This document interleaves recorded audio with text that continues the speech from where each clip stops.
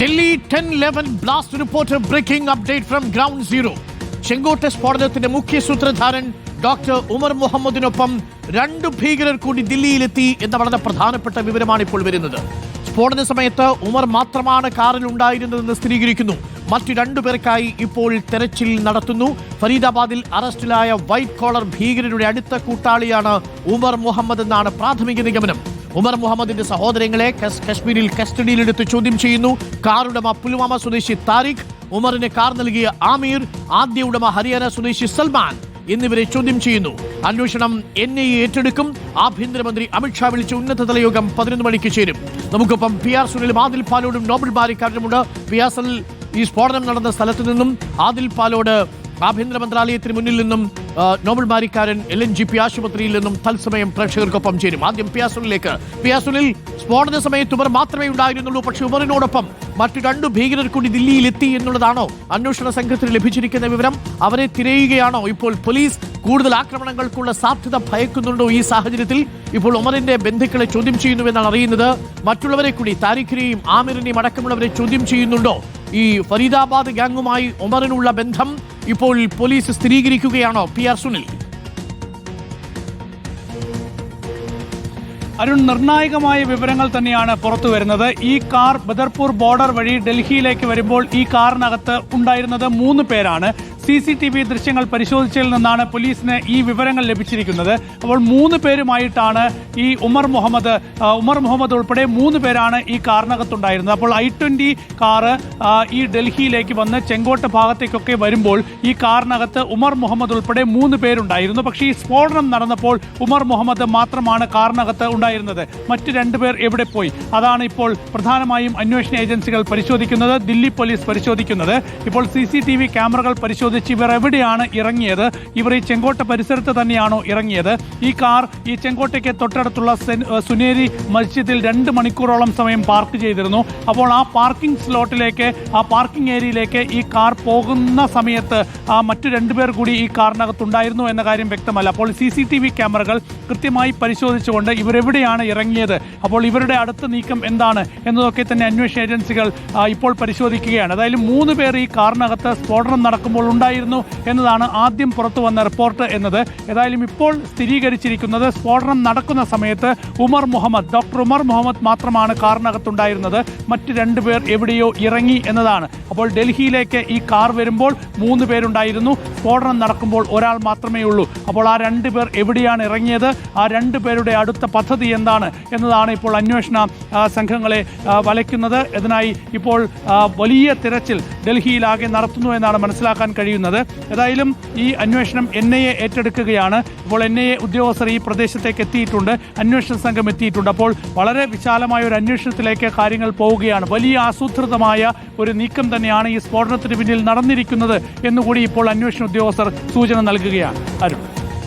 Okay, വളരെ പ്രധാനപ്പെട്ട വിവരങ്ങളാണ് ഇപ്പോൾ പുറത്തു വന്നുകൊണ്ടിരിക്കുന്നത്.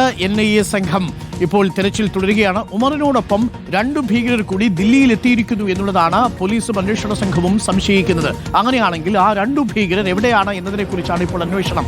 ദില്ലി സ്ഫോടനത്തിന്റെ മുഖ്യ സൂത്രധാരൻ ഡോക്ടർ ഉമർ മുഹമ്മദ് ആണ് എന്നാണ് ലഭിക്കുന്ന വിവരം. നോബൽ ബാരിക്കാരൻ കൂടി നമുക്കൊപ്പം ചേരുന്നുണ്ട്. ഒപ്പം ആദിൽ പാലോട് അന്വേഷണം ഇനി നോബലിലേക്ക് പോയാൽ, നോബൽ ഇപ്പോൾ 6 പേരെ തിരിച്ചറിഞ്ഞിട്ടുണ്ട്. കൂടുതൽ ആളുകൾ ആശുപത്രിയിൽ ഗുരുതരാവസ്ഥയിൽ തുടരുകയാണോ? എന്താണ് നമുക്ക് ലഭിക്കുന്ന വിവരം ആശുപത്രിയിൽ നിന്നും?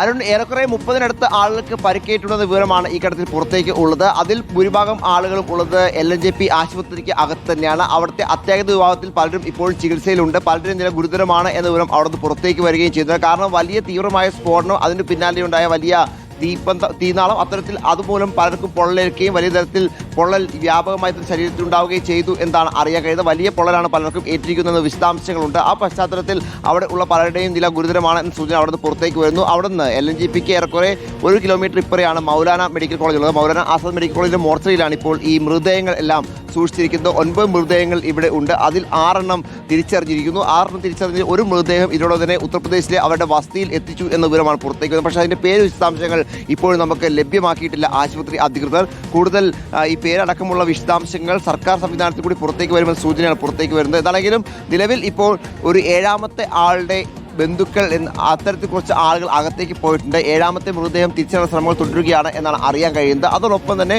നേരത്തെ 5 മൃതദേഹങ്ങൾ തിരിച്ചറിഞ്ഞതിൽ 6 മൃതദേഹങ്ങൾ തിരിച്ചറിഞ്ഞ് 5 മൃതദേഹം ഇതിനോട് തന്നെ ഇവിടുന്ന് പുറത്തേക്ക് കൊണ്ടുപോവുകയും ചെയ്തു. അത് ഒരെണ്ണം ഉത്തർപ്രദേശിൽ അവരുടെ വസതിയിൽ എത്തി എന്ന് അറിയാൻ കഴിയുന്നു. മറ്റ് വിശദാംശങ്ങൾ ഒന്നും ഈ ഘട്ടത്തിൽ ഇവിടുന്ന് ഉദ്യോഗസ്ഥർ പങ്കുവയ്ക്കുന്നില്ല എന്നാണ് ഇപ്പോൾ ഇതിൽ പ്രധാനപ്പെട്ടത്. അതായത് രഹസ്യ സ്വഭാവം ഇക്കാര്യത്തിലേക്ക് ഉദ്യോഗസ്ഥർ ഈ ഘട്ടത്തിൽ സ്വീകരിച്ചു വരുന്നുണ്ട് എന്നുകൂടി നമ്മൾ ഇതിൽ നിന്ന് മനസ്സിലാക്കുന്നു. അത് കൃത്യമായി തന്നെ ഇന്ന് 11 മണിക്ക് ചേരുന്ന കേന്ദ്ര ആഭ്യന്തരമന്ത്രി അമിത്ഷാ വിളിച്ചിരിക്കുന്ന യോഗത്തിൽ ഇക്കാര്യങ്ങൾ കൃത്യമായി തന്നെ ചർച്ച ചെയ്ത ശേഷം അതുമായി ബന്ധപ്പെട്ട റിപ്പോർട്ടായ ശേഷമായിരിക്കും ഇതിന്റെ വിശദാംശങ്ങൾ മരിച്ച ആളുകളുടെ പേര് വിവരങ്ങളടക്കം പുറത്തേക്ക് വരിക എന്ന സൂചനയാണ് ഇപ്പോൾ എന്താണെങ്കിലും ഉള്ളത്. മൗലാന ആശുപത്രിയിലുള്ള ആളുകൾക്ക് ചികിത്സ ഏറ്റവും മികച്ച ചികിത്സ നൽകുന്നു എന്ന പ്രത്യേക മെഡിക്കൽ സംഘം അടക്കം രൂപീകരിച്ചുകൊണ്ടാണ് അവിടെ അതുമായി ബന്ധപ്പെട്ട പ്രവർത്തനങ്ങൾ ഇപ്പോൾ ഏകോപിപ്പിച്ചുകൊണ്ടിരിക്കുന്നത് എന്നാണ് ഡോക്ടർമാരും മറ്റു നഴ്സുമാരും ഒക്കെയായി ബന്ധപ്പെട്ടുമ്പോൾ നമുക്ക് അറിയാനും കഴിയുന്നത്. എന്താണെങ്കിലും നിലവിലത്തെ സാഹചര്യത്തിൽ മൃതദേഹങ്ങൾ ഇനിയും 9 മൃതദേഹമാണ് ഇവിടെ ഉള്ളത്. അതിൽ 6 തിരിച്ചറിഞ്ഞിട്ടുണ്ട്, 3 തിരിച്ചറിയാനുണ്ട്. അതുമായി ബന്ധപ്പെട്ട മറ്റ് നടപടിക്രമങ്ങൾ പൂർത്തിയാക്കുന്നുണ്ട്. ആവശ്യമെങ്കിൽ DNA പരിശോധന അടക്കമുള്ള കാര്യങ്ങൾ നടത്താൻ തയ്യാറാണ് എന്നാണ് ഇപ്പോൾ അധികൃതർ അറിയിക്കുകയും ചെയ്യുന്നത്. കാരണം ചില മൃതദേഹങ്ങൾ ചിന്നിച്ചിതറിയ നിലയിൽ ഉണ്ട് എന്നത് കൂടി നമുക്ക് ഈ ഘട്ടത്തിൽ മനസ്സിലാക്കാൻ കഴിയുന്നു. അത് തിരിച്ചറിയാൻ സ്വാഭാവികമായ ഒരു പക്ഷേ ഈ പറഞ്ഞ അവരുടെ ബ്ലഡ് സാമ്പിൾ അടക്കം ശേഖരിച്ചുകൊണ്ട് DNA പരിശോധന ആവശ്യമാണ് എന്നാണ് അറിയാൻ കഴിയുന്നത്. ഒരു പക്ഷേ അതിൻ്റെ കാലതാമസം ഉണ്ടായേക്കാം. 24 മണിക്കൂർ അല്ലെങ്കിൽ 48 മണിക്കൂർ കാലതാമസം അതിൽ വന്നേക്കാം എന്നാണ് പറയപ്പെടുന്നത്. എന്താണെങ്കിലും 9 മൃതദേഹങ്ങളിൽ 6 തിരിച്ചറിഞ്ഞിരിക്കുന്നു. അതിൽ 5 ഇതിനോടൊപ്പം തന്നെ അവരുടെ നാടുകളിലേക്ക് ബന്ധുക്കളെ അടക്കം വിളിച്ചു വരുത്തി അവരുടെ നാടുകളിലേക്ക് എത്തിക്കുകയും ചെയ്തിട്ടുണ്ട്. ഈ ഡോക്ടർ ഉമർ ജോലി ചെയ്തിരുന്നത് അൽഫല ഹോസ്പിറ്റലിലാണ്. ഈ അൽഫല ഹോസ്പിറ്റലിലേക്ക് അന്വേഷണം പോകുന്നു എന്നാണ് നമ്മൾ മനസ്സിലാക്കുന്നത്. ഈ ഏറ്റവും പ്രധാനപ്പെട്ട വിവരം, പ്രിയപ്പെട്ട പ്രേക്ഷകരെ, ഈ സ്ഫോടനത്തിന് ഉത്തരവാദികൾ ആരാണ് എന്ന് ചോദ്യമുണ്ടാകുമ്പോൾ ഒരു പുതിയ തരം നേരത്തെ ഉണ്ടായിരുന്നതാണെങ്കിൽ പോലും നമ്മുടെ നാട്ടിൽ ഇത്രയും ഓപ്പൺ ആകുന്നത് ഈ സാഹചര്യത്തിലാണ്. വൈറ്റ് കോളർ ടെററിസ്റ്റുകൾ എന്ന് പറയുന്ന ഒരു വിഭാഗം പ്രൊഫഷണലുകളെ കേന്ദ്രീകരിച്ചുകൊണ്ട് ഈ തീവ്രവാദ പ്രവർത്തനങ്ങൾ നടത്തുന്ന ഒരു സംഘം ഇന്ത്യയിൽ പ്രവർത്തിച്ചിരുന്നു. അതിൽ ഏറ്റവും നിർണായകമായ കണ്ണിയാണ് നമ്മളുടെ അന്വേഷണ സംഘം പൊളിച്ചു കളഞ്ഞത്. ജമ്മു കാശ്മീരിൽ നിന്നും ഹരിയാനയിൽ നിന്നും ഫരീദാബാദിൽ നിന്നുമായിട്ട് 3 ഡോക്ടർമാരെയാണ് പിടികൂടിയത്. ഈ 3 ഡോക്ടർമാരും പ്രൊഫഷണലുകളായിരുന്നു. ഈ 3 ഡോക്ടർമാരും ഭീകരവാദികളായിരുന്നു. ഭീകരവാദികൾക്ക് സഹായം നൽകിയവരാണ്. ഇവരുടെ കയ്യിലുണ്ടായിരുന്നത് 2900 കിലോഗ്രാം വരുന്ന IED സ്ഫോടക വസ്തുക്കളാണ്. അതിൽ 300 കിലോഗ്രാം മാത്രം അമോണിയം നൈട്രേറ്റ് ഉണ്ടായിരുന്നു ഈ ഡോക്ടർമാരുടെ കയ്യിൽ. ഈ 3 പേരുടെ ഡോക്ടർ സംഘത്തിൽപ്പെട്ട ഒരാൾ കൂടിയാണ് മൊസാമിൽ ഷക്കീൽ എന്ന് പറയുന്ന ആളുടെ അടുത്ത സുഹൃത്തുമാണ് ഈ ഡോക്ടർ ഉമർ മുഹമ്മദ് എന്നാണ് ഇപ്പോൾ ലഭിക്കുന്ന വിവരം. അങ്ങനെയാണെങ്കിൽ ഇതൊരു വലിയ നെറ്റ്വർക്കാണ്, ഇതൊരു വലിയ ശൃംഖലയാണ്. പ്രൊഫഷണലുകളെ കേന്ദ്രീകരിച്ചുകൊണ്ട് തീവ്രവാദ പ്രവർത്തനം നടത്തുന്ന ഒരു ശൃംഖല, ഒരു സ്ലീപ്പർ സെൽ ഇവിടെ സജീവമായിരുന്നുവെന്നും ആ സ്ലീപ്പർ സെല്ലിലെ മുഖ്യ കാർമ്മികനാണ്, മുഖ്യ ആസൂത്രകനാണ് ഇപ്പോൾ പോലീസിന്റെ പിടിയിൽ രക്ഷപ്പെടാതിരിക്കുകയും അതിനെ തുടർന്ന് ചാവേറാക്രമണം നടത്തുകയും ചെയ്തിരിക്കുന്ന ഡോക്ടർ ഉമർ മുഹമ്മദ്. ഡോക്ടർ ഉമർ മുഹമ്മദ് തന്നിലേക്ക് അന്വേഷണം എത്തുന്നു എന്ന് തോന്നിയ ഘട്ടത്തിലാണ് തിടുക്കപ്പെട്ട് ഇത്തരത്തിലൊരു ചാവേറാക്രമണം നടത്തിയത് എന്നതാണ് അന്വേഷണ സംഘത്തിന്റെ പ്രാഥമിക നിഗമനം. ആദിൽ പാലോട് കൂടി നമുക്കൊപ്പം ചേരുന്നു. ആദിൽ പാലോട്, ഇതുവരെ നമുക്ക് മനസ്സിലാകുന്ന വിവരങ്ങൾ ചേർത്തുവെച്ച് വായിച്ചാൽ ഫരീദാബാദിലെയും ഹരിയാനയിലെയും ജമ്മു കാശ്മീരിലെയും പ്രൊഫഷണലുകളെ, ഡോക്ടർമാരെ അറസ്റ്റ് ചെയ്തതിന്റെ ഭാഗമായിട്ടാണ് ഈ ഡോക്ടർ മുഹമ്മദ് പ്രകോപിതനാകുന്നതെന്നാണ് മനസ്സിലാക്കുന്നത്. ഡോക്ടർ ഉമർ മുഹമ്മദിന്റെ സഹയാത്രികരും സഹപ്രവർത്തകരോ സ്ലീപ്പർ സെല്ലുകളോ ആയിരുന്നു കൂടെയുണ്ടായിരുന്ന നേരത്തെ പിടിയിലായിരിക്കുന്ന ഡോക്ടർമാർ. അവർക്കൊപ്പം താനും പിടിയിലാകുമെന്നുള്ള ഒരു പരിഭ്രാന്തിയോടുകൂടി, ആ ആശങ്കയോടുകൂടി തിടുക്കപ്പെട്ട് നടത്തിയൊരു ചാവേറാക്രമണമാണ് എന്നാണ് ഇപ്പോൾ പുറത്തുവരുന്ന വിവരങ്ങൾ. എന്തായാലും അന്വേഷണ സംഘം അൽഫല ആശുപത്രിയിലേക്ക് എത്തുന്നു. അൽഫലയിൽ ഇയാൾ ജോലി ചെയ്തിരുന്ന സ്ഥലത്തേക്ക് എത്തുകയാണ്. ഇയാൾക്കൊപ്പം മറ്റ് 2 ഭീകരർ കൂടി ഉണ്ടായിരുന്നു എന്നുള്ളൊരു വിവരം കൂടി പുറത്തു വരുന്നുണ്ട്. ആദിൽ പാലോട്, അവരിലേക്ക് കൂടി അന്വേഷണം മാറുകയാണോ? ഈ ഡോക്ടർ ഉമർ മുഹമ്മദിന്റെ കുടുംബാംഗങ്ങളെ ഇപ്പോൾ ചോദ്യം ചെയ്യുന്നു എന്നാണ് നമുക്ക് ലഭിക്കുന്ന വിവരം. എന്താണ് അന്വേഷണ സംഘത്തിന്റെ നിഗമനങ്ങൾ? ഏതു രീതിയിലാണ് അന്വേഷണം ഇപ്പോൾ പുരോഗമിക്കുന്നത്? അതിൽ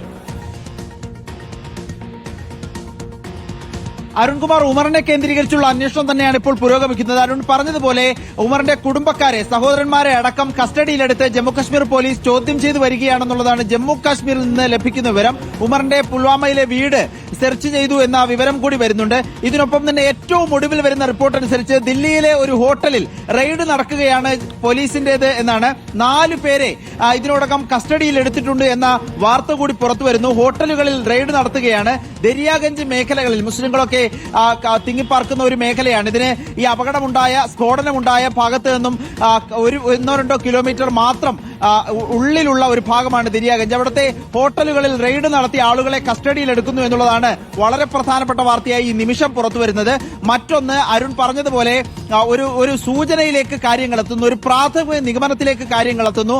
അത് ഈ അൽഫലാഹ് ആശുപത്രിയിലെ പരിശോധന, ഉമറിന്റെ വീട്ടിലെ പരിശോധന, മൊബൈൽ ഫോണുകൾ കേന്ദ്രീകരിച്ചുള്ള പരിശോധന, ഇതൊക്കെ നടത്തിയതിന്റെ കൂടി അടിസ്ഥാനത്തിലാകാം അരുൺ പറഞ്ഞതിലേക്ക് തന്നെയാണ് ഈ ഡോക്ടർ സംഘത്തെ അറസ്റ്റ് ചെയ്തതിന് ശേഷം തന്നിലേക്ക് എത്തുമോ എന്ന ഭയം, ഇവരെ അറസ്റ്റ് ചെയ്തതിലുള്ള പരിഭ്രാന്തി, ഇതൊക്കെ മൂലമാണ് ഈ സ്ഫോടനത്തിലേക്ക് കൃത്യത്തിലേക്ക് നയിച്ചത് എന്ന പ്രാഥമിക നിഗമനം. ഇനി അറിയേണ്ടത് ഈ സംഘത്തിന്റെ കൃത്യത്തിന്, ഈ സ്ഫോടക വസ്തുക്കൾ ശേഖരിച്ചതിന് ഏതെങ്കിലും ഭീകരവാദ സംഘടനയുമായി ബന്ധമുണ്ടോ എന്നുള്ളതാണ്.